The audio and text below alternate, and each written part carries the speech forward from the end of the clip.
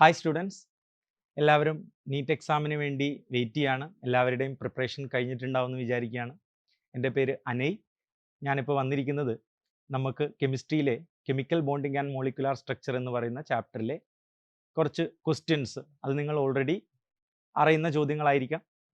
കുറച്ച് ചോദ്യങ്ങൾ ചെയ്ത് അതിലൂടെ നമുക്കൊന്ന് റിവൈസ് ചെയ്തുകൊണ്ട് നിങ്ങളുടെ കോൺഫിഡൻസ് ഒന്ന് ബൂസ്റ്റ് ചെയ്യാം. അപ്പം നമുക്ക് ക്വസ്റ്റ്യനിലേക്ക് കിടക്കാം.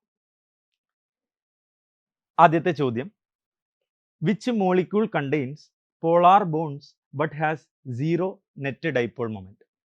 അപ്പോൾ ഈ ചോദ്യം ചോദിച്ചിരിക്കുന്നത് ഈ തന്നിരിക്കുന്ന ഓപ്ഷനുകളിൽ ഏതിലാണ് പോളാർ ബോണ്ട് ഉള്ളതും അതുപോലെ തന്നെ നെറ്റ് ഡൈപോൾ മൊമെന്റ് എന്തായിട്ട് വരുന്നതും സീറോ ആയിട്ട് വരുന്നതും. നമുക്ക് ഓരോ ഓപ്ഷനായിട്ട് പരിശോധിക്കാം. വാട്ടറിൻ്റെ സ്ട്രക്ചർ നമുക്കറിയാം, ബെൻഡ് സ്ട്രക്ചർ ആണ്. അതുപോലെ ഓക്സിജന്റെ മേലെ 2 ലോൺ പെയർ ഉണ്ട്. ഒരു ബോണ്ട് പോളാർ ആവുന്നത് എപ്പോഴാണ്? ആ ബോണ്ട് കണക്ട് ചെയ്തിരിക്കുന്ന ആറ്റങ്ങൾക്കിടയിൽ ഇലക്ട്രോനെഗറ്റിവിറ്റി ഡിഫറൻസ് ഉണ്ടെങ്കിൽ അവർ പോളാർ ആയിരിക്കും. അപ്പോൾ ഇവിടെ ഓക്സിജനും ഹൈഡ്രജനും ഈ ബോണ്ടിൽ ഇലക്ട്രോനെഗറ്റിവിറ്റി ഡിഫറൻസ് ഉള്ളത് കൊണ്ട് തന്നെ അത് പോളാർ ആണ് ബോണ്ട്. അതിൻ്റെ ബോണ്ട് മൊമെന്റ് മോർ ഇലക്ട്രോനെഗറ്റീവ് ആറ്റമായ ഓക്സിജനിലേക്കായിരിക്കും ഇരിക്കുക. അതുപോലെ ഇവിടെയും അങ്ങനെ തന്നെ. അപ്പോൾ ഇവരുടെ നെറ്റ് ബോണ്ട് മൊമെന്റ് മുകളിലേക്കാണ്. ലോൺ പെയർ മുകളിലേക്കായതുകൊണ്ട് ലോൺ പെയറിന്റെ മൊമെന്റും മുകളിലേക്ക് തന്നെ. അപ്പോൾ ഇവിടെ നെറ്റ് ഡൈപോൾ മൊമെന്റ് എക്സിസ്റ്റ് ആണ് എന്ന് നമുക്ക് പറയാൻ പറ്റും. നിങ്ങൾ പരീക്ഷയ്ക്ക് പോകുമ്പോൾ വാട്ടറിന്റെ ഡൈപോൾ മൊമെന്റിന്റെ വാല്യൂ ഉൾപ്പെടെ പഠിച്ചു വെച്ചാൽ വളരെ നല്ലതാണ്. വാട്ടറിന്റെ ഡൈപോൾ മൊമെന്റ് വാല്യൂ 1.85 ഡിബൈ ആണ്. അതുപോലെ അപ്പോൾ എന്തായാലും ഇവിടെ നെറ്റ് ഡൈപോൾ മൊമെന്റ് എക്സിസ്റ്റ് ആവുന്നുണ്ട്. അപ്പോൾ ആൻസർ ഇതല്ല വരിക. അടുത്ത ഓപ്ഷൻ NH3 ആണ് വരുന്നത്. NH3യുടെ സ്ട്രക്ചർ നമുക്കറിയാം, പിരമിഡൽ ആണ് സ്ട്രക്ചർ വരുന്നത്, വിത്ത് 1 ലോൺ പെയർ ആണ് വന്നിരിക്കുന്നത്. ഇവിടെയും ഓരോ ബോണ്ടും നമ്മൾ പരിശോധിക്കുമ്പോൾ നൈട്രജൻ ഹൈഡ്രജൻ ബോണ്ടുകളാണ് വന്നത്. ഇലക്ട്രോനെഗറ്റിവിറ്റി ഡിഫറൻസ് ഉണ്ട്, ബോണ്ട് പോളാർ ആണ്, സംശയമൊന്നുമില്ല. എന്നാൽ ബോണ്ട് മൊമെന്റ് വന്നിരിക്കുന്നത് നൈട്രജനിലേക്കാണ്, കാരണം നൈട്രജൻ ആണ് മോർ ഇലക്ട്രോ നെഗറ്റീവ്. സോ ഈ ബോണ്ട് മൊമെന്റുകളുടെ റിസൾട്ടന്റ് മുകളിലേക്കാണ്, ലോൺ പെയറിന്റെ റിസൾട്ടന്റും മുകളിലേക്കാണ്. സോ അവിടെ ഒരു നെറ്റ് ഡൈപോൾ മൊമെന്റ് എന്താവുന്നുണ്ട്? എക്സിസ്റ്റ് ആവുന്നുണ്ട്. സോ നമ്മളുടെ ആൻസർ ഓപ്ഷൻ 2 അല്ല. അടുത്തത് BF3 ആണ് നമ്മളുടെ ഓപ്ഷൻ ആയിട്ട് വന്നിരിക്കുന്നത്. BF3യുടെ സ്ട്രക്ചർ മക്കൾക്ക് അറിയാം. എന്താണ് BF3യുടെ സ്ട്രക്ചർ വന്നിരിക്കുന്നത്? ദാറ്റ് ഈസ് ട്രൈഗണൽ പ്ലനാർ ആണ് BF3യുടെ സ്ട്രക്ചർ വന്നിരിക്കുന്നത്. അത് റെഗുലർ ജോമെട്രി ആണ്. അവിടെ എന്തില്ല? ലോൺ പെയർ ഇല്ല. BF3യിലേക്ക് വരുമ്പോൾ ഇവിടെ ബോറോൺ ഫ്ലൂറിൻ തമ്മിലാണ് ബോണ്ട് വരുന്നത്. ആ ബോണ്ട് പോളാർ ആണ്. ഉറപ്പായിട്ടും ഫ്ലൂറിൻ മോസ്റ്റ് ഇലക്ട്രോനെഗറ്റീവ് എലമെന്റ് ആയതുകൊണ്ട് തന്നെ ബോണ്ട് മൊമെന്റ് ഫ്ലൂറിനിലേക്കാണ് പോകുന്നത്. ഇനി ഈ താഴത്തെ ഈ 2 ബോണ്ട് മൊമെന്റുകളുടെ റിസൾട്ടന്റ് നേരെ കുത്തനെ താഴേക്കാണ് വരിക. ഈ ബോണ്ട് മൊമെന്റും മേലേക്കുള്ള ഈ ബോണ്ട് മൊമെന്റും കൃത്യമായിട്ട് ക്യാൻസൽ ഔട്ട് ചെയ്യുകയും ഇവിടെയുള്ള ഡൈപോൾ മൊമെന്റ് 0 ആയി വരികയും ചെയ്യും. സ്വാഭാവികമായിട്ട് ഇവിടെ ആൻസർ ഓപ്ഷൻ 3 ആണ് എക്സ്പെക്ട് ചെയ്യുന്നത്, and that is the correct answer. അപ്പോൾ ഒരു മോളിക്യൂൾ പോളാർ ആകണമെങ്കിൽ അവിടെയുള്ള ബോണ്ട് മൊമെന്റുകൾ എന്തായിട്ടിരുന്നാൽ മാത്രം പോരാ. ബോണ്ട് അല്ലെങ്കിൽ ബോണ്ടുകൾ പോളാർ ആയാൽ മാത്രം പോരാ, അവിടുത്തെ മോളിക്യൂളിന്റെ ഷേപ്പ് കൂടി മോളിക്യൂള് പോളാർ ആണോ അല്ലയോ എന്നുള്ളത് ഡിപ്പെൻഡ് ചെയ്യും. അത് റിലേറ്റഡ് ആയിട്ടുള്ള മറ്റൊരു ചോദ്യം, which of the following statement is correct? ഈ തന്നിരിക്കുന്നതിൽ ഏതൊക്കെ സ്റ്റേറ്റ്മെന്റുകളാണ് ശരിയെന്നാണ് ചോദിച്ചിരിക്കുന്നത്. നമുക്ക് ഓരോ സ്റ്റേറ്റ്മെന്റുകളായിട്ട് പരിശോധിക്കാം. A molecule having non polar bond can show permanent dipole moment. അപ്പോൾ ഒരു മോളിക്യൂളിൽ നോൺ പോളാർ ബോണ്ട് ഉണ്ടെങ്കിൽ അവിടെ പെർമനന്റ് ഡൈപോൾ മൊമെന്റ് ഉണ്ടാവുമെന്നാണ് സ്റ്റേറ്റ്മെന്റ് പറയുന്നത്. ഉദാഹരണത്തിന് ഞാൻ Cl2 എന്ന് പറയുന്ന മോളിക്യൂൾ എടുക്കാം. അവിടെ നമുക്കറിയാം ക്ലോറിൻ ആറ്റങ്ങൾക്കിടയിൽ ഒരു സിംഗിൾ കോവാലന്റ് ബോണ്ടാണ് വന്നിരിക്കുന്നത്. ഇവിടെ ഈ ബോണ്ട് വന്നിരിക്കുന്നത് സെയിം ആറ്റത്തിലായതുകൊണ്ട് തന്നെ അവിടെ ഇലക്ട്രോനെഗറ്റിവിറ്റി ഡിഫറൻസ് 0 ആണ്. അപ്പോൾ അവിടെ ബോണ്ട് അല്ലെങ്കിൽ ബോണ്ട് നോൺ പോളാർ ആണ് എന്ന് നമുക്ക് പറയാൻ പറ്റും. ബോണ്ട് നോൺ പോളാർ ആയിട്ടും നമുക്കറിയാം ഇവിടെ ഡൈപോൾ മൊമെന്റ് എന്താണ് വരിക? 0 ആണ് ഉറപ്പായിട്ടും വരിക. സോ ഉറപ്പായിട്ടും ബോണ്ട് നോൺ പോളാർ ആയി കഴിഞ്ഞാൽ അവിടെ പെർമനന്റ് ഡൈപോൾ മൊമെന്റ് ഒരിക്കലും ഉണ്ടാവില്ല എന്ന് മനസ്സിലാക്കാം. മറ്റൊരു ഉദാഹരണമാണ് H2 മോളിക്യൂൾ ഇതാണ്. ഇവിടെ ഇലക്ട്രോനെഗറ്റിവിറ്റി ഡിഫറൻസ് 0 ആണ്. ഈ ബോണ്ട് എന്താണ്? This bond is known polar. Bond non polar ആയി കഴിഞ്ഞാൽ പിന്നെ ഡൈപോൾ മൊമെന്റ് എന്തായിരിക്കും? 0 ആയിരിക്കും. അവിടെ പെർമനന്റ് ഡൈപോൾ മൊമെന്റ് ഉണ്ടാവില്ല എന്ന് നിങ്ങൾ മനസ്സിലാക്കുക. അടുത്ത ഓപ്ഷനിലേക്ക് പോവാം. A molecule having polar bond must always show permanent dipole moment. അതിപ്പോൾ നമ്മൾ തൊട്ട് മുന്നത്തെ ചോദ്യത്തിൽ കണ്ടു. ഉദാഹരണം BF3 ഞാൻ വീണ്ടും എടുക്കുകയാണ്. നമ്മൾ BF3യുടെ കേസ് നേരത്തെ പറഞ്ഞു. ഇവിടെ ഈ ബോണ്ടുകൾ എന്താണ് എന്ന് നമ്മൾ പറഞ്ഞിട്ടുണ്ട്, പോളാർ ബോണ്ടുകളാണെന്ന് പറഞ്ഞിട്ടുണ്ട്. പോളാർ ബോണ്ട് ഉണ്ടായപ്പോൾ ഈ BF3യുടെ കേസിൽ പെർമനന്റ് ഡൈപോൾ മൊമെന്റ് ഉണ്ടായിരുന്നോ? ഇല്ല. ഇവിടെ ഡൈപോൾ മൊമെന്റ് എന്തായിപ്പോയി? 0 ആയിപ്പോയി. എന്നാൽ NH3യുടെ കേസിലും വാട്ടറിന്റെ കേസിലും ഒക്കെ ഡൈപോൾ മൊമെന്റ് എന്താണ്? നോട്ട് ഈക്വൽ ടു 0 ആണ്. അത്തരം മോളിക്യൂളുകളെ നമ്മൾ എന്ത് എന്ന് വിളിക്കും? പോളാർ മോളിക്യൂളുകൾ എന്നാണ് വിളിക്കുക. എന്നാൽ ഡൈപോൾ മൊമെന്റ് 0 ആയി കഴിഞ്ഞാൽ അത്തരം മോളിക്യൂളുകളെ നമ്മൾ വിളിക്കുന്ന പേരാണ് എന്താണ്? നോൺ പോളാർ മോളിക്യൂൾ എന്നാണ്. അപ്പോൾ A molecule having polar bond must always show permanent dipole moment എന്ന് പറയുന്നതിൽ ചെറിയ പ്രശ്നമുണ്ട്. ഇപ്പം എന്താണ്, ഈ ബോണ്ട് പോളാർ ആണെങ്കിൽ കൂടി ഡൈപോൾ മൊമെന്റ് ഉണ്ടാവാനും ഉണ്ടാവാതിരിക്കാനും സാധ്യതയുണ്ട്. അപ്പം നിങ്ങൾ ഓപ്ഷൻ 3 ഒന്ന് നോക്കുക. A molecule having polar bond may have 0 dipole moment. ആ കൊടുത്തിരിക്കുന്ന സ്റ്റേറ്റ്മെന്റ് ശരിയാണ്. അതിന് ഉദാഹരണമാണ് ഏത്? ഈ പറഞ്ഞിരിക്കുന്ന നമ്മളിപ്പോൾ ഡിസ്കസ് ചെയ്ത ഈ എക്സാമ്പിളൊക്കെ ഈ പറഞ്ഞതിന് കറക്റ്റ് ആയിട്ട് നമുക്ക് പറയാൻ പറ്റും. ഓപ്ഷൻ സി ആണ് ആൻസർ ആയിട്ട് വരുന്നത്. ഇനി ഡൈപോൾ മൊമെന്റുമായിട്ട് റിലേറ്റ് ചെയ്തുകൊണ്ട് വളരെ ഈസി ആയിട്ടും ചോദ്യങ്ങൾ ചോദിക്കാം കേട്ടോ. ഇപ്പോൾ ഈ ഒരു ചോദ്യം നിങ്ങൾ നോക്കുക, which is A polar molecule. ഇത്തരം ചോദ്യങ്ങളൊക്കെ നീറ്റ് എക്സാമിന് എപ്പോഴും അല്ലെങ്കിൽ പലപ്പോഴായിട്ട് ചോദിച്ച് കണ്ടിട്ടുണ്ട് പല പരീക്ഷകളിലായിട്ട്.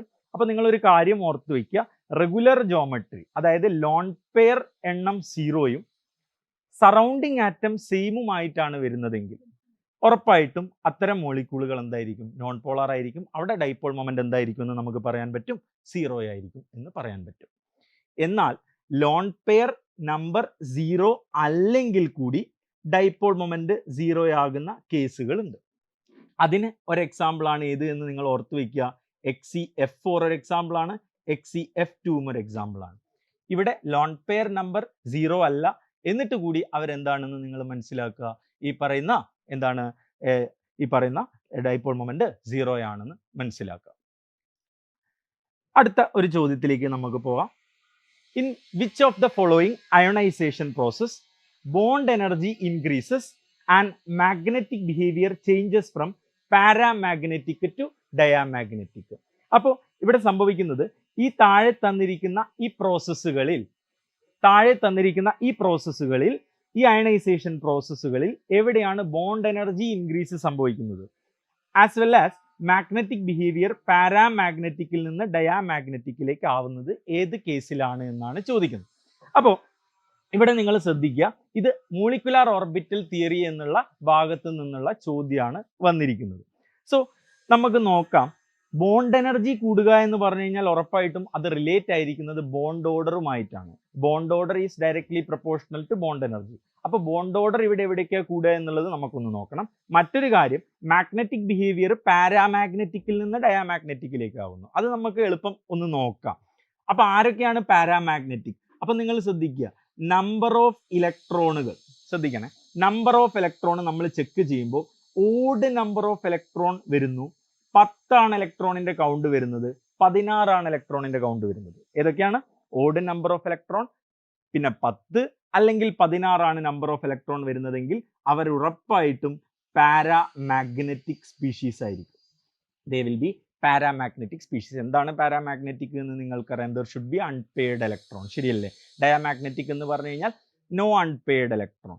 ഇനി number of electron even except ഏതായിരിക്കും? എക്സെപ്റ്റ് 10 അല്ലെങ്കിൽ 16 ആണെങ്കിൽ ഉറപ്പായിട്ടും അതെന്തായിരിക്കും? ഡയാമാഗ്നറ്റിക് ആയിരിക്കും എന്ന് നമുക്ക് പറയാൻ പറ്റും. അപ്പോൾ ചോദ്യത്തിന്റെ രണ്ടാം ഭാഗത്തിൽ മാഗ്നറ്റിക് ബിഹേവിയർ പാരാമാഗ്നറ്റിക്കിൽ നിന്ന് ഡയാമാഗ്നറ്റിക്കിലേക്ക് മാറുന്നു എന്നാണ് പറയുന്നത്. അപ്പൊ നമുക്ക് ഓരോ ഓപ്ഷൻ ആയിട്ട് നോക്കാം, എന്നിട്ട് നമുക്ക് ഓപ്ഷൻ എലിമിനേറ്റ് ചെയ്തിട്ട് ഫസ്റ്റ് ഇതിലേക്ക് പോകാം. ഫസ്റ്റ് തന്നിരിക്കുന്ന സ്റ്റേറ്റ്മെന്റ് വെച്ചിട്ട് പോകാം. അപ്പൊ നിങ്ങൾ നോക്കുക, O2 ആവുന്നു. O2 എന്ന് പറയുമ്പോൾ അവിടെ നമ്പർ ഓഫ് ഇലക്ട്രോൺ 16 ആണ് വരുന്നത്. 16 വരുമ്പോൾ അത് ഉറപ്പായിട്ടും എന്താണ്? പാരാമാഗ്നറ്റിക് ആണ്. നമ്മളിവിടെ എഴുതി വെച്ചിട്ടുണ്ട് ഓഡ് നമ്പർ 10 അല്ലെങ്കിൽ 16, ഉറപ്പായിട്ടും അത് പാരാമാഗ്നറ്റിക് സ്പീഷീസ് ആണ്. അപ്പൊ ഇത് പാരാമാഗ്നറ്റിക് ആണ്. O2+ എന്ന് പറഞ്ഞു കഴിഞ്ഞാൽ 16ൽ നിന്ന് ഒരു ഇലക്ട്രോൺ കൂടി കുറയണം. അപ്പൊ എത്രയായി? 15ആയി. അതും എന്താണ്? പാരാമാഗ്നറ്റിക് ആണ്. അപ്പൊ ഇവർ ഈ തന്നിരിക്കുന്ന ചോദ്യത്തിൽ പാരാമാഗ്നറ്റിക്കിൽ നിന്ന് ഡയാമാഗ്നറ്റിക്കിലേക്ക് പോകണം. ഇവിടെ പാരാമാഗ്നറ്റിക് ടു പാരാമാഗ്നറ്റിക് ആണ് വരുന്നത്. ഉറപ്പായിട്ടും നമ്മളുടെ ആൻസർ ഏതല്ല? ഓപ്ഷൻ എ അല്ല. മനസ്സിലാവുന്നുണ്ടോ? റൈറ്റ്. അടുത്ത ഓപ്ഷനിലേക്ക് പോകാം. C2 എന്ന് പറഞ്ഞു കഴിഞ്ഞാൽ 12 ഇലക്ട്രോൺ ആണ് വരിക. C2 12 electron. C2 പ്ലസ് ആണെങ്കിൽ 11 ഇലക്ട്രോൺ ആണ് വരിക. അപ്പൊ നോക്കുക, ഇവിടെ പാരാമാഗ്നറ്റിക് ആണോ ഡയാമാഗ്നറ്റിക് ആണോ? 12 എന്ന് പറഞ്ഞു കഴിഞ്ഞാൽ ഉറപ്പായിട്ടും എന്താണ്? ഡയാമാഗ്നറ്റിക് ആണ്. 11 എന്ന് പറഞ്ഞാൽ എന്താണ്? പാരാമാഗ്നറ്റിക് ആണ്. പക്ഷെ പാരയിൽ നിന്ന് ഡയയിലേക്കാണ് പോകേണ്ടത്. ഓപ്ഷൻ ബിയും വരില്ല എന്ന് നമുക്ക് ഉറപ്പിക്കാം. അടുത്തത് ഓപ്ഷൻ സിയിലേക്ക് പോവാ. NO എന്ന് പറയുമ്പോൾ നൈട്രജന് 7 ഇലക്ട്രോൺ ഉണ്ട്, ഓക്സിജന് 8 ഇലക്ട്രോൺ ഉണ്ട്. അപ്പൊ മൊത്തം എത്ര ഇലക്ട്രോൺ ആയി? 15 ഇലക്ട്രോൺ ആയി. ദാറ്റ് മീൻസ് NO എന്താ വരുന്നത്? പാരാമാഗ്നറ്റിക് ആണ് വരുന്നത്. NO പ്ലസിലേക്ക് വരുമ്പോൾ അത് 14 ഇലക്ട്രോൺ ആയിട്ട് മാറും. അതെന്താണ്? ഉറപ്പായിട്ടും ഡയാമാഗ്നറ്റിക് ആണ്. സോ സി ആകാൻ സാധ്യതയുണ്ട് എന്ന് നമുക്ക് പറയാം. ഓക്കെ. ഡിയിലേക്ക് പോകുമ്പോൾ N2 14 ഇലക്ട്രോൺ ആണുള്ളത്. That is diamagnetic. N2 plus 13 ആണ് വരുന്നത്. ദാറ്റ് ഈസ് എന്താ വരുന്നത്? പാരാമാഗ്നറ്റിക്. ഉറപ്പായിട്ടും ഡിയും അല്ല വരിക. കറക്റ്റ് ആൻസർ എന്ത് തന്നെയാണ് വരുന്നത്? ഓപ്ഷൻ സി ആണ് വരുന്നത്. അപ്പൊ നമുക്ക് ഫസ്റ്റ് സ്റ്റേറ്റ്മെന്റിന്റെ ആവശ്യം അവിടെ വരുന്നില്ല. നമ്മളത് നോക്കണമെന്നില്ല. ബോണ്ട് എനർജി ഇൻക്രീസ് ആവുന്നുണ്ടോ എന്നുള്ളത് നമ്മൾ നോക്കണമെന്നില്ല. ഇനി നമുക്ക് നോക്കാം ബോണ്ട് ഓർഡറിൽ സിയിൽ എന്താണ് സംഭവിക്കുന്നത് എന്ന് നോക്കാം. നമുക്ക് NOയുടെ നമ്പർ ഓഫ് ഇലക്ട്രോൺ വരുന്നത് എത്രയാണ്? 15 ആണ് വരുന്നത്. 15 നമ്പർ ഓഫ് ഇലക്ട്രോൺ വന്നു കഴിഞ്ഞാൽ നിങ്ങൾക്കറിയാം അവിടെ ബോണ്ട് ഓർഡർ എത്രയാണ് വരിക? 2.5 ആണ് വരിക.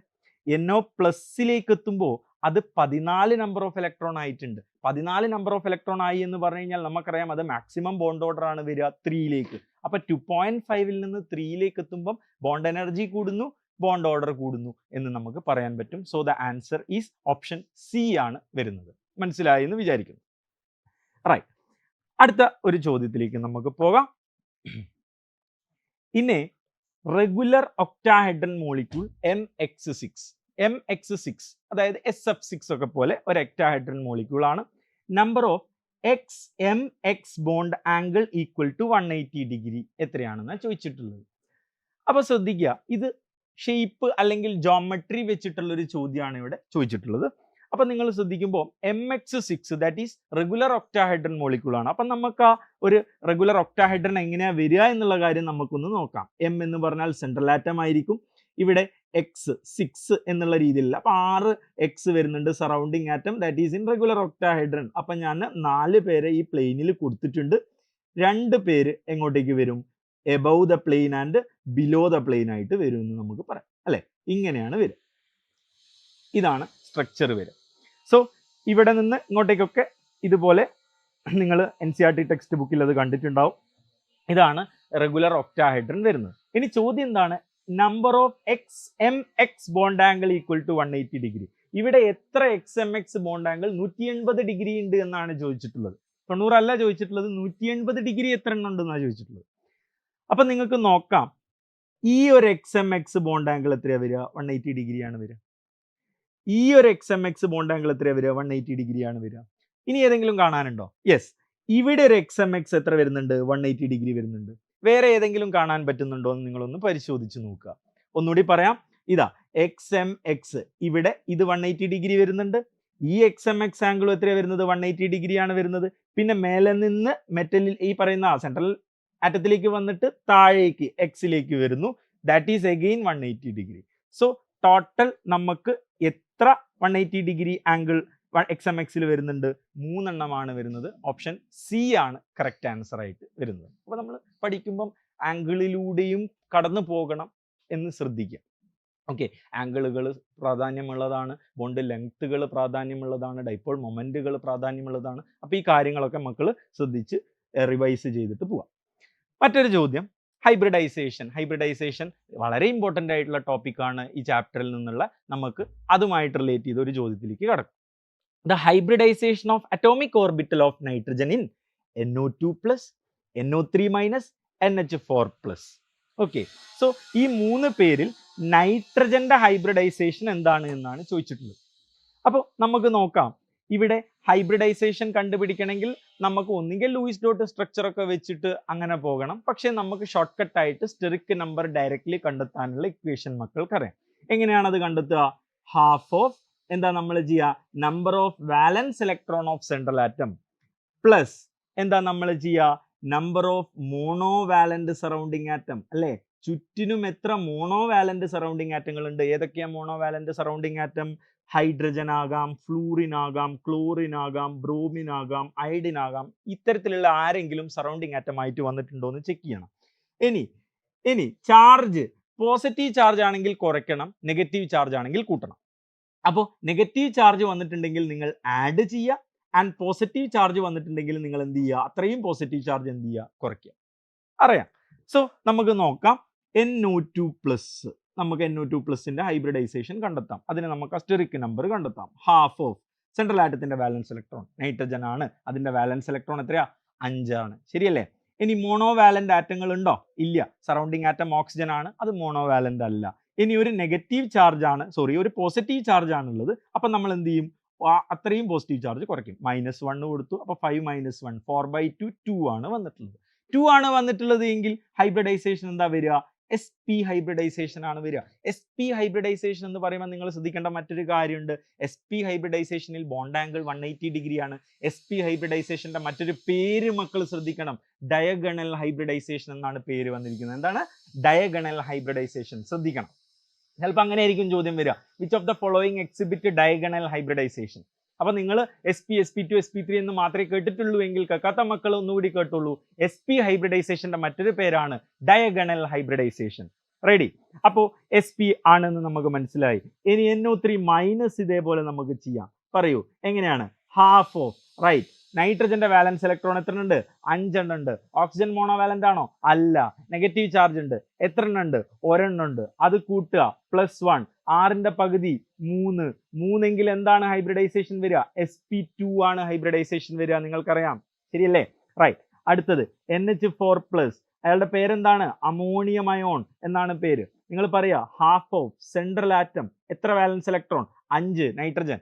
ഇനി മോണോവാലന്റ് ഉണ്ടോ? നേരത്തെ പോലെയല്ല. സറൗണ്ടിങ് ആറ്റം ആരാണ്? ഹൈഡ്രജൻ ആണ്. ഹൈഡ്രജൻ എന്താണെന്ന് ഞാൻ പറഞ്ഞു വെച്ചിട്ടുണ്ട്, മോണോവാലന്റ് ആണെന്ന് പറഞ്ഞു വെച്ചിട്ടുണ്ട്. എത്ര എണ്ണം ഉണ്ട്? 4 എണ്ണം ഉണ്ട്. ഇനി എന്തെങ്കിലും ബാക്കിയുണ്ടോ? ഉണ്ട്. എന്താണത്? Positive charge. എന്ത് ചെയ്യണം? കുറയ്ക്കണം. എത്ര പോസിറ്റീവ് ചാർജ്? ഒരു പോസിറ്റീവ് ചാർജ്. അപ്പൊ 5 4 9 1 പോയാൽ 8/2 4 വരും. ദാറ്റ് ഈസ് ഏതായിരിക്കും ഹൈബ്രിഡൈസേഷൻ? sp3 ആണ് വരിക. അപ്പൊ sp, sp2, sp3 ആ ഓർഡറിലാണ് ആൻസർ വരിക. സോ ദ ആൻസർ ഈസ് ഏതാ വരിക? ഓപ്ഷൻ എ ആണ് വരുന്നതെന്നും മക്കൾക്ക് മനസ്സിലായിട്ടുണ്ട്. ശരി, ഓക്കെ. മറ്റൊരു ചോദ്യം, നമുക്ക് ബോണ്ട് ആംഗിളുമായിട്ട് ബന്ധപ്പെട്ട ഒരു ചോദ്യത്തിലേക്ക് നമുക്ക് കടക്കാം. Species having bond angle of 120 degree. 120 degree bond angle ഉള്ള സ്പീഷി ഇതിൽ ഏതാണ് എന്നാണ് ചോദിച്ചിട്ടുള്ളത്. അപ്പൊ നിങ്ങൾ ശ്രദ്ധിക്കുക, 120 ഡിഗ്രി എന്ന് കേൾക്കുമ്പം തന്നെ മനസ്സിൽ പറയണം sp2 ഹൈബ്രിഡൈസേഷൻ ആകാൻ സാധ്യതയുണ്ട്. അങ്ങനെയെങ്കിൽ sp2 ഹൈബ്രിഡൈസേഷൻ വരുന്ന റെഗുലർ ജോമെട്രിയിൽ വരുന്ന ഏതെങ്കിലും ഓപ്ഷൻ ഇവിടെ ഉണ്ടോ എന്ന് ചെക്ക് ചെയ്യാം. അല്ലെ, sp2 ഹൈബ്രിഡൈസേഷൻ ആണെങ്കിൽ 3 sp2 ഹൈബ്രിഡ് ഓർബിറ്റലുകൾ എങ്ങനെയായിരിക്കുക? നിങ്ങൾക്കറിയാം 3 sp2 ഹൈബ്രിഡ് ഓർബിറ്റലുകൾ 120 ഡിഗ്രിയിലാണ് അലൈൻ ചെയ്തിരിക്കുക. സോ ഈ തന്നിരിക്കുന്ന ഓപ്ഷനിൽ 120 ഡിഗ്രി ബോണ്ട് ആംഗിൾ വരുന്നത് sp2 ഹൈബ്രിഡൈസേഷൻ ഉള്ള ആളായിരിക്കും. അങ്ങനെ ഒരാളെ നിങ്ങൾക്ക് കാണാൻ പറ്റുന്നുണ്ടോ? ഉണ്ടല്ലേ. ഏതാണ്? ഓപ്ഷൻ സി ആണത്, BCl3. നമുക്ക് നോക്കാം BCl3യുടെ ഹൈബ്രിഡൈസേഷൻ. ഉറപ്പായിട്ടും half of boron central atom എത്രയാണ് വാലൻസ് ഇലക്ട്രോൺ വരുന്നത്? 3 അല്ലേ വാലൻസ് ഇലക്ട്രോൺ വരിക. 3 ക്ലോറിൻ, 3 മോണോവാലന്റ്, ചാർജ് ഒന്നുമില്ല, 6ന്റെ പകുതി 3. ഏതാ ഹൈബ്രിഡൈസേഷൻ വരുന്നത്? sp2 ആണ് ഹൈബ്രിഡൈസേഷൻ വരുന്നത്. sp2 hybridisation 120 degree regular geometry അല്ലേ വന്നത്? റെഗുലർ ജോമെട്രി എന്ന് പറഞ്ഞു കഴിഞ്ഞാൽ അറിയാം എന്താണ്? ലോൺ പെയർ ഇല്ലാത്ത അവസ്ഥ. റൈറ്റ്? ഓക്കെ. അടുത്ത ഒരു ചോദ്യത്തിലേക്ക് നമുക്ക് പോകാം. ശ്രദ്ധിക്കുക. Match list 1 with list 2. ഈ ലിസ്റ്റ് 1ഉം ലിസ്റ്റ് 2ഉം മാച്ച് ചെയ്യാനാണ്. മാച്ച് ദ ഫോളോയിങ് ആണ്. ഇനി ശ്രദ്ധിക്കണം, ലിസ്റ്റ് 1ൽ മോളിക്യൂളുകൾ തന്നിട്ടുണ്ട്. ലിസ്റ്റ് 2ൽ എന്താ തന്നത്? Number and type of bond between 2 carbon atom. അത്രേ തന്നിട്ടുള്ളൂ. 2 കാർബൺ ആറ്റങ്ങൾക്കിടയിലുള്ള നമ്പർ ഓഫ് ബോണ്ടും അല്ലെങ്കിൽ number and type of bond എന്നേ തന്നിട്ടുള്ളൂ. അല്ലാതെ എല്ലാ ബോണ്ടും നിങ്ങൾ എന്ത് ചെയ്യേണ്ട ആവശ്യമില്ല, വരച്ച് കൂട്ടേണ്ട കാര്യമില്ല. അപ്പൊ ശ്രദ്ധിക്കണം, നമ്മൾ കാമായിട്ട് വേണം പരീക്ഷ എഴുതാൻ. അല്ലെ, നമ്മളവിടെ എന്തോ ചോദിച്ചതല്ല, നമ്മൾ എന്ത് ചോദിച്ചു എന്ന് നമ്മൾ കൃത്യമായിട്ട് നോക്കിയിട്ട് അതിനുള്ള ആൻസർ ആണ് ചെയ്യേണ്ടത്. റൈറ്റ്. ഈഥെയിൻ എന്ന് പറഞ്ഞു കഴിഞ്ഞാൽ നമുക്കറിയാം CH3 ആണ്. അവിടെ കാർബണിനിടയിൽ ഒരു സിംഗിൾ ബോണ്ടേ ഉള്ളൂ. അത് എന്ത് ബോണ്ടാണ്? സിഗ്മ ബോണ്ടാണ് വരിക. അപ്പം ഈഥെയിൻ എങ്ങോട്ടേക്ക് പോകും? 1,3ലേക്ക് പോകും. ശരിയല്ലേ? ഈഥീൻ എന്ന് പറഞ്ഞാൽ അത് ആൽക്കീൻ ആണ്. ആൽക്കീൻ ആകുമ്പം അവിടെ കാർബണിനിടയിൽ എന്ത് വരും? ഡബിൾ ബോണ്ട് വരുന്നുണ്ട്. കാർബണിന് ഇടയിൽ എന്ത് വരുന്നുണ്ട്? ഡബിൾ ബോണ്ട് വരുന്നുണ്ട്. അങ്ങനെ ഈ രീതിയിൽ നമുക്കറിയാം. അപ്പോൾ ഡബിൾ ബോണ്ട് ആണെങ്കിൽ അക്കോർഡിംഗ് ടു വാലൻസ് ബോണ്ട് തിയറി നമുക്കറിയാം മൾട്ടിപ്പിൾ ബോണ്ട് വന്നു കഴിഞ്ഞാൽ അത് ഒരു സിഗ്മയും ബാക്കിയുള്ളത് എന്തുമായിരിക്കും? ഒരു പൈയുമായിരിക്കും എന്നറിയാം. അപ്പോൾ ഈ രീതിയിൽ ഒരു സിഗ്മ ഒരു പൈ ബോണ്ട്. അപ്പോൾ എങ്ങോട്ടേക്കാ പോവാ? 2B4ലേക്കല്ലേ പോവാ? യെസ്. C2 ശ്രദ്ധിക്കണം. C2 NCERT ടെക്സ്റ്റ് ബുക്കിൽ വളരെ കൃത്യമായിട്ട് MO തിയറിയുടെ കീഴിൽ പറഞ്ഞിട്ടുണ്ട്. C2 എന്ന മോളിക്യൂളിൽ എന്ത് മാത്രമേ ഉള്ളൂ? 2 പൈ ബോണ്ട് മാത്രമേ ഉള്ളൂ എന്നുള്ള കാര്യം കൃത്യമായിട്ട് കൊടുത്തിട്ടുണ്ട്. ഒരു വട്ടം നീറ്റിന് ചോദിച്ചിട്ടുമുണ്ട്, ഇനിയും ചോദിക്കാൻ സാധ്യതയുണ്ട്. കുട്ടികൾ നോട്ട് ചെയ്യുക. ഓക്കെ, സോ C2ന് എന്തുണ്ട്? 2 പൈ ബോണ്ട് ആണുള്ളത്. അപ്പം C എങ്ങോട്ടേക്കാ പോവാ? 2ലേക്കാണ് പോവാ. ഈഥൈൻ ഉറപ്പായിട്ടും കാർബണിനിടയിൽ എന്താ വരിക?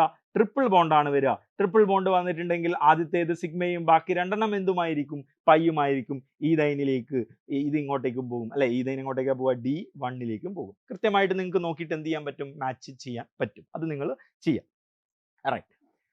അടുത്തത് intramolecular hydrogen bonding is present in. Intramolecular hydrogen bonding ഓർത്ത് വെക്കുക. ഇൻട്രാമോളിക്കുലാർ ഹൈഡ്രജൻ ബോണ്ടിങ്ങിൽ ആരിലൊക്കെയാണുള്ളത് എന്നുള്ള കാര്യം മക്കൾ ഓർത്ത് വെക്കുക. ആരിലൊക്കെയാണുള്ളത് പറ? യെസ്, ദാറ്റ് ഈസ് ഏതാണ്? ഓർത്തോനൈട്രോഫീനോളിലുണ്ട് അല്ലെ? സാലിസിലാൽഡിഹൈഡിലുണ്ട്. ഇവരുടെയൊക്കെ സ്ട്രക്ചർ നിങ്ങൾ കൃത്യമായിട്ട് ഓർത്ത് വെക്കുന്നു എന്ന് ഞാൻ മനസ്സിലാക്കുന്നു. ശരിയല്ലേ?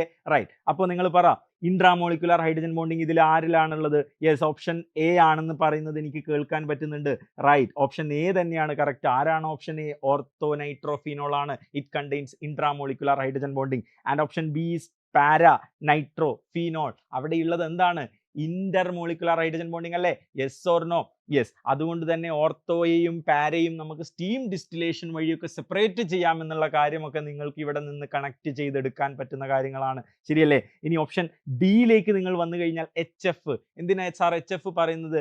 പറ. Yes, that is an example of intermolecular hydrogen bonding ആണ്. ഇന്റർമോളിക്കുലാർ ഹൈഡ്രജൻ ബോണ്ടിങ്ങിന്റെ ഒരു എക്സാമ്പിൾ ആണ് എന്ത് എന്ന് മനസ്സിലാക്കുക? HF എന്ന് മനസ്സിലാക്കുക. ശരി. ഇനി അടുത്തത് വീണ്ടും പ്രോപ്പർട്ടി മെൻഷൻ ചെയ്തിട്ടുണ്ട്. ഐഡന്റിഫൈ കറക്റ്റ് ഓർഡർ എന്നാണ് ചോദിച്ചിട്ടുള്ളത്. ആദ്യത്തെ ഒരു പ്രോപ്പർട്ടി ഡൈപോൾ മൊമെന്റ്. ഈ ഡൈപോൾ മൊമെന്റ് വീണ്ടും വീണ്ടും ചോദിക്കുന്നുണ്ട്. നിങ്ങൾ ഒരു കാര്യം ശ്രദ്ധിക്കുക. ഞാൻ ഇവിടെ ഒരു പുസ്തകം എടുത്തിട്ടുണ്ട്. NCERT പുസ്തകത്തിൽ നിങ്ങൾക്ക് കാണാം ഡൈപോൾ മൊമെന്റിന്റെ വാല്യൂസ്. ഇതിൽ പല വാല്യൂസിന്റെ അല്ലെങ്കിൽ ഇതിൽ പല മോളിക്യൂളിന്റെ ഡൈപോൾ മൊമെന്റ് വാല്യൂസ് നിങ്ങൾ എന്ത് ചെയ്യുക? ജസ്റ്റ് ഒന്ന് ബൈ ഹാർട്ട് ചെയ്ത് വയ്ക്കുക. അല്ലെങ്കിൽ you should have an awareness. നിങ്ങൾക്കൊരു അവയർനെസ് ഉണ്ടായിരിക്കണം. പ്രത്യേകിച്ച് ഇവിടെ ഏറ്റവും കൂടുതൽ വാല്യൂ വന്നിരിക്കുന്നത് H2O-നാണ് 1.85. പിന്നെ വന്നിരിക്കുന്നത് HF-നാണ് 1.78. പിന്നെ വന്നിരിക്കുന്നത് NH3-ക്കാണ് 1.47. ശരിയല്ലേ? പിന്നീട് വന്നിട്ടുള്ളതാണ് HCl 1.07.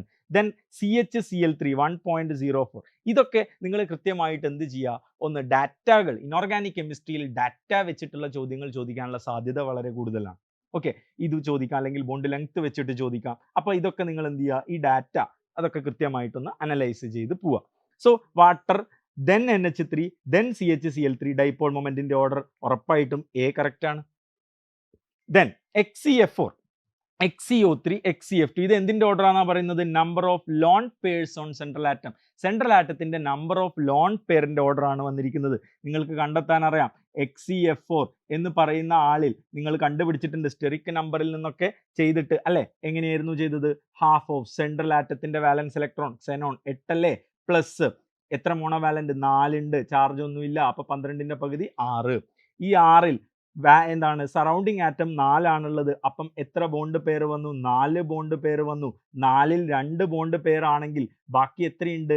2 എണ്ണം വന്നിട്ടുണ്ട്. അതെന്ത് വരും? ലോൺ പെയർ വരും. സോ ഉറപ്പായിട്ടും XCF4ൽ 2 ലോൺ പെയർ ആണ് വന്നിട്ടുള്ളത്. റെഡി? റൈറ്റ്. ഇനി XCO3യിലേക്ക് നമ്മൾ പോകുമ്പോൾ XCO3 ഇതേപോലെ ചെയ്ത് കഴിഞ്ഞാൽ ഹാഫ് ഓഫ് 8 എന്നേ വരുള്ളൂ. ബാക്കി മോണോവാലന്റ് അല്ല, ഓക്സിജൻ ആണ് വന്നിട്ടുള്ളത്. അപ്പൊ 8/2 4 ആണ് വരിക. 4 വന്നിട്ടുണ്ട്. ഇതിൽ എത്ര സറൗണ്ടിങ് ആറ്റം ഉണ്ട്? 3. അപ്പൊ 3 എന്ത് വരും? ബോണ്ട് പെയർ വരും. 4ൽ 3ഉം ബോണ്ട് പെയർ ആയി. ബാക്കി 1 ആണ് ബാക്കിയുള്ളത്. ഒരെണ്ണം എന്ത് വന്നു? ലോൺ പെയർ വന്നിട്ടുണ്ട്. അപ്പൊ അവിടെ ഒരു ലോൺ പെയർ വന്നു. കറക്റ്റ് ആണ്. അപ്പൊ ആദ്യത്തെ ഇതിൽ 2 ലോൺ പെയർ ഉണ്ട്. പിന്നെ ഇയാൾക്ക് എത്ര ലോൺ പെയർ ഉള്ളത്? 1 ലോൺ പെയർ ഉണ്ട്. Then we have XCF2. ശ്രദ്ധിക്കണം, XCF2 ശ്രദ്ധിക്കണം. Half of central atom xenon 8 ആണ് വാലൻസ് ഇലക്ട്രോൺ. എത്ര മോണോ വാലന്റ് ഉണ്ട്? 2 ഉണ്ട്. ചാർജ് എന്തെങ്കിലും ഉണ്ടോ? ഇല്ല. 10ന്റെ പകുതി 5. ശരിയല്ലേ? അതിൽ എത്ര സറൗണ്ടിങ് ആറ്റം ഉണ്ട്? 2 എണ്ണം. അപ്പൊ അത്രയും ബോണ്ട് പെയർ കൊടുക്കുക. 2 ബോണ്ട് പെയർ. 5ൽ 2 ബോണ്ട് പെയർ പോയി, ബാക്കി 3 എണ്ണം എന്ത് വരും? ലോൺ പെയർ വരും. ശരിയല്ലേ? 3 ലോൺ പെയർ വന്നു. സോ ഇവിടെ വന്നിരിക്കുന്നത് എന്താണ്? 3 ലോൺ പെയർസ് ആണ് വന്നിരിക്കുന്നത്. സോ ഓർഡർ കറക്റ്റ് ആണോ? നമ്പർ ഓഫ് ലോൺ പെയർ ഏറ്റവും കൂടുതൽ HCF2 അല്ലേ? അപ്പൊ അയാളല്ലേ മുന്നിൽ വരേണ്ടത്. സോ ബി നമുക്ക് എടുക്കണ്ട. അപ്പൊ ബി വരുന്ന ഓപ്ഷൻ ഒന്നും എന്തല്ല, ശരിയല്ല. അപ്പൊ നമുക്ക് 2 ഓപ്ഷൻ വെട്ടിക്കളയാം. ഇനി സി ആണോ ഡി ആണോ ശരിയെന്ന് മാത്രം നോക്കിയാൽ മതി. ശരിയല്ലേ? റൈറ്റ്. അപ്പൊ നിങ്ങൾ നോക്കാം. ഇനി ഇവിടെ പറയുന്നു ബോണ്ട് ലെങ്ത്തിന്റെ order OH then CH then NO. OH-നെയും CH-നെയും നമുക്ക് പെട്ടെന്ന് തന്നെ കമ്പയർ ചെയ്യാൻ പറ്റും. OH-നെയും CH-നെയും പെട്ടെന്ന് തന്നെ ബോണ്ട് ലെങ്ത് കമ്പയർ ചെയ്യാൻ പറ്റും. എങ്ങനെയെന്നല്ലേ നോക്കുക. ഇവിടെ H കോമൺ ആണ്, ഇവിടെ ഓക്സിജൻ ഉണ്ട്, ഇവിടെ കാർബൺ ഉണ്ട്. ആരാ ഇതിൽ ചെറുത്? വലത്തേക്ക് പോകുമ്പോൾ, ഒരു പീരീഡിന്റെ വലത്തേക്ക് പോകുമ്പോൾ എന്ത് സംഭവിക്കും? സൈസ് കുറയും. ബിക്കോസ് എഫക്റ്റീവ് ചാർജ് എന്താകും? കൂടുമെന്ന് നിങ്ങൾക്കറിയാം. ശരിയല്ലേ? യെസ്. അപ്പോൾ സൈസ് കുറയാണ് ചെയ്യുക. കാർബണിനാണോ ഓക്സിജൻ ആണോ? അപ്പോൾ സൈസ് കുറവ്. ഉറപ്പായിട്ടും ഓക്സിജൻ ആണ് സൈസ് കുറവ്. അപ്പോൾ ഓക്സിജൻ ഹൈഡ്രജനുമായിട്ടുണ്ടാകുന്ന ബോണ്ട് ലെങ്ത് എന്തായിരിക്കും? കുറവായിരിക്കും. ഓക്സിജനേക്കാൾ വലുതാണ് ആര്? കാർബൺ. അപ്പൊ കാർബൺ ഹൈഡ്രജനുമായിട്ട് ഉണ്ടാക്കുന്ന ബോണ്ട് ലെങ്ത് എന്ന് പറയുന്നത് എന്തായിരിക്കും? വലുതായിരിക്കും എന്ന് മനസ്സിലാക്കുക.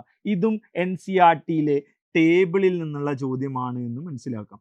NCERT-യിലെ ടേബിളിൽ നിന്ന് അവർ ബോണ്ട് ലെങ്ത്തിനെ കുറിച്ച് ഇവിടെ പറയുന്നുണ്ട്. നിങ്ങൾക്ക് കാണാം OH 96, CH 107 picometre, then NO 136 picometre ആയിട്ടാണ് വരുന്നത്. അപ്പോൾ അത് നമ്മൾക്ക് ഈ സൈസിനെ കുറിച്ച് ഒരു ഐഡിയ ഉണ്ടെങ്കിൽ നമുക്ക് എന്ത് ചെയ്യാം? ഓപ്ഷൻസിൽ നിന്ന് ആൻസറിലേക്ക് എത്താൻ പറ്റും. അപ്പോൾ ഉറപ്പായിട്ടും OH ഏറ്റവും ചെറുതാണ്. OH-ന് CH-നേക്കാൾ സൈസ് കുറവാണ്. അപ്പോൾ ഉറപ്പായിട്ടും നമുക്ക് C ക്യാൻസൽ ചെയ്യാം. അപ്പോൾ D ആയിരിക്കും. അപ്പോൾ C ഇത് തെറ്റിപ്പോയിട്ടുണ്ടെങ്കിൽ ഉറപ്പായിട്ടും ആൻസർ എന്താ വരിക? C ആണ് വരിക. N2O2H2 ബോണ്ട് എന്താൽപി നമുക്കറിയാം. N2-ന്റെ ബോണ്ട് ഓർഡർ എന്ന് പറഞ്ഞു കഴിഞ്ഞാൽ എത്രയാ വരിക? N2-ന്റെ bond order is nothing but 3. O2-ന്റെ ബോണ്ട് ഓർഡർ എന്താണ്? 2. H2-ന്റെ ബോണ്ട് ഓർഡർ എന്താണ്? 1. സോ ഇവിടെ നൈട്രജൻ ഇടയിൽ ട്രിപ്പിൾ ബോണ്ടാണ്. അത് ബ്രേക്ക് ചെയ്യാൻ ഒരുപാട് എനർജി ആവശ്യമാണ്. ബോണ്ട് എന്താൽപി മാക്സിമം വരും. ഓക്സിജൻ ആറ്റങ്ങൾക്കിടയിൽ വരുന്നത് പൈ ബോണ്ടും ഒരു സിഗ്മ ബോണ്ടുമാണ് അല്ലേ? അതായത് ഒരു ഡബിൾ ബോണ്ടാണ്. അവിടെ അത്രത്തോളം എനർജി ആവശ്യമില്ല compared to triple bond. And what about hydrogen? ഹൈഡ്രജന്റെ ബോണ്ട് എന്താൽപി ഒക്കെ നിങ്ങൾ കൃത്യമായിട്ട് ഓർത്ത് വെക്കുന്നുണ്ടാവും. 436 അല്ലെ കിലോ ജൂൾ പെർ മോൾ ആണ് ഹൈഡ്രജന്റെ ബോണ്ട് എന്താൽപിന്റെ വാല്യൂ. അതൊക്കെ നിങ്ങൾ കൃത്യമായിട്ട് എന്ത് ചെയ്യുക? ഓർത്ത് വെക്കുക. അതിനേക്കാൾ വലിയ വാല്യൂസ് ആണ് O2-നും N2-നും വരുന്നത്. സോ തന്നിരിക്കുന്ന ഓർഡർ വളരെ ശരിയായിട്ടുള്ള ഓർഡറാണ്. മറ്റൊരു ചോദ്യം, considering x axis as the internuclear axis which of the following will not form a sigma bond. അപ്പോൾ ഇത് ഓർബിറ്റൽ ഓവർലാപ്പ് കോൺസെപ്റ്റിൽ നിന്ന് വന്നിരിക്കുന്ന ഒരു ചോദ്യമാണ്.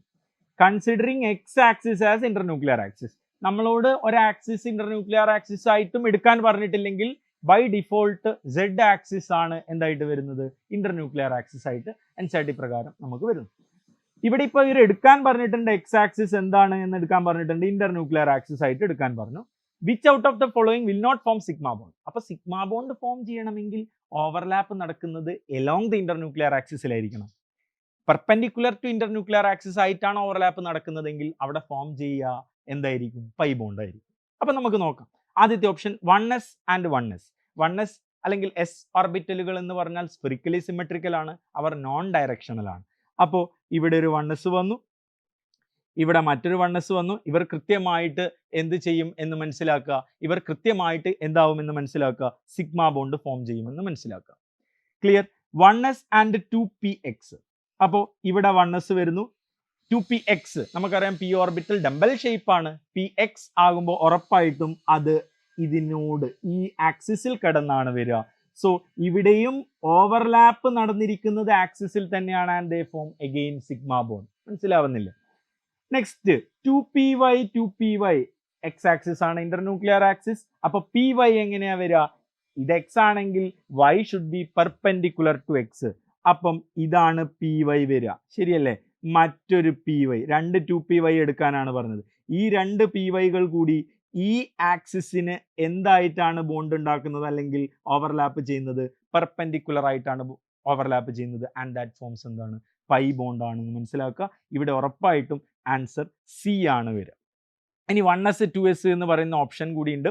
അവിടെ അഗെയിൻ 1s-നേക്കാൾ കുറച്ചുകൂടി വലുതായിരിക്കും 2s എന്ന് മാത്രമേ ഉള്ളൂ. അവിടെയും എന്ത് തന്നെയാണ് ഫോം ചെയ്യാന്ന് മനസ്സിലാക്കുക? സിഗ്മ ബോണ്ട് തന്നെയാണ് ഫോം ചെയ്യാന്ന് മനസ്സിലാക്കുക. ഓക്കെ, അപ്പോൾ ഇത്രയും ചോദ്യങ്ങൾ പറഞ്ഞുകൊണ്ട് ഞാൻ ഈ ഒരു വീഡിയോ ഇവിടെ നിർത്തുകയാണ്. അപ്പം നിങ്ങൾ നിങ്ങളുടെ പഠനം ഗംഭീരമായിട്ട് മുന്നോട്ടേക്ക് കൊണ്ടുപോവുക. നിങ്ങൾ ആഗ്രഹിച്ച കോളേജിൽ തന്നെ നിങ്ങൾക്ക് അഡ്മിഷൻ കിട്ടട്ടെ. നിങ്ങൾക്ക് നന്നായിട്ട് തന്നെ പരീക്ഷ എഴുതാൻ സാധിക്കട്ടെ. അപ്പോൾ all the best. Thank you.